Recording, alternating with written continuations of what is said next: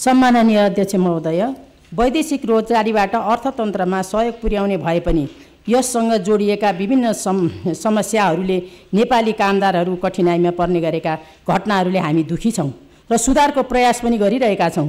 तर पनि धेरै नेपालीहरूलाई अवैध बिचौलिया मार्फत पठाइने, कामको प्रकृति पारिश्रमिक र सुविधा सम्झौता अनुसार नहुने, समयमा तलब नपाउने, ओभरटाइमको पैसा नपाउने, समस्यामा पर्दा कानुनी संरक्षण पाउन नसक्ने, बिमा नगराई गएकाहरूको दुर्घटना वा मृत्यु हुँदा परिवारले क्षतिपूर्ति नपाउने, रोजगारीका क्रममा मृत्यु भएकाको शव ल्याउन महँगो र प्रक्रिया ढिलो हुने हुँदा परिवारमा पीडाको अवस्था हुने हुँदा यसतर्फ ध्यान दिँदै वैदेशिक रोजगारीका सम्बन्धमा बनेका नियम कानुनलाई बिना झन्झटिलो, बिना ढिलासुस्ती, इमान्दारी र कडाइका साथ कार्यान्वयन गर्न वैदेशिक रोजगारीमा गएका नेपालीको सुरक्षाको निमित्त अपनाउनु पर्ने उपायतिर लाग्न सम्बन्धित निकायको ध्यान जाओस् भन्। मान्य सदस्य तुलसा कुमारी दाहाल।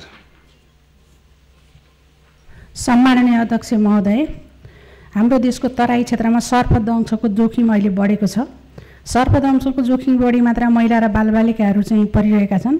महिलाहरू खेतबारीमा र घरेलु काममा व्यस्त रहने र वन जङ्गल घाँस दाउरामा व्यस्त रहँदा त्यहाँ सर्पहरूले टोक्ने समस्याहरू चाहिँ बढिरहेको छ। बढ्दो तापक्रम र अहिलेको मौसमकोले गर्दा पनि यस्तो भइरहेको हुँदा अरू समयभन्दा बढी यो गर्मीको समयमा, वर्षाको समयमा विषालु सर्पहरू चाहिँ निस्किने अवस्था छ। उपचारको लागि अस्पतालमा उपचार गरेर घटनाहरू पनि उजागर भएको छ र केही समय नपाउँदा र समयमा उपचार नहुँदाखेरि कतिले जीवन पनि गुमाउनु परेको छ।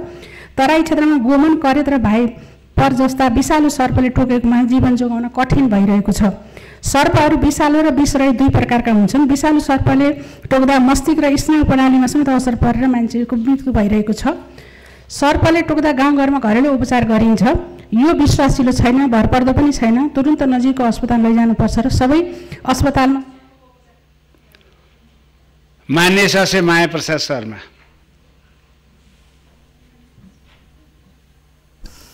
सम्माननीय अध्यक्ष महोदय, छिन्चु जाजरकोट डोल्पा सडकमा बुन्नुपर्ने 13वटा पुल हुन्। 4वटा बेली ब्रिज बनाइएको छ र 3वटा बन्दैछन्। जाजरकोट सदरमुकाममै पहिलो नै जानुपर्ने पासागार खोलामा अहिलेसम्म पुल बनेको छैन र सदरमुकाममा जानका निमित्त धेरै घन्टा कुर्नुपर्ने स्थिति त्यहाँ छ।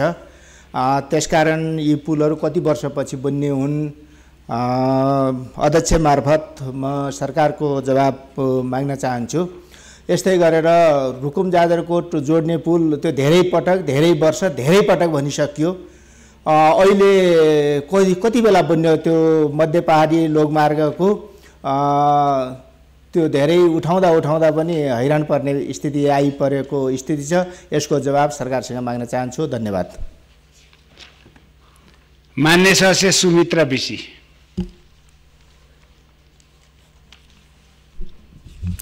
सम्माननीय अध्यक्षज्यू, आज असार 15 धान दिवस, हाम्रो कृषि प्रधान देश।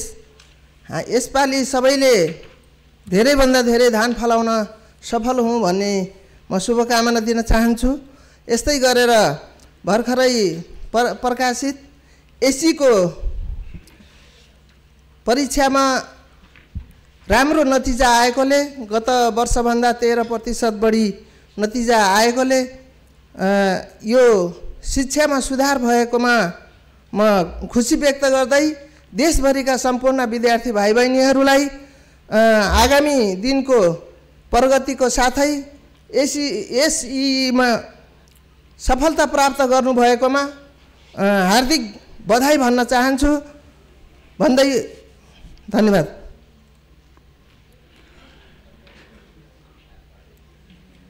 मान्य सदस्यहरू, शून्य समयमा मान्य सदस्यहरूले बोल्ने क्रम यहीँ समाप्त हुन्छ। मान्य सदस्यहरू, राष्ट्रिय सभा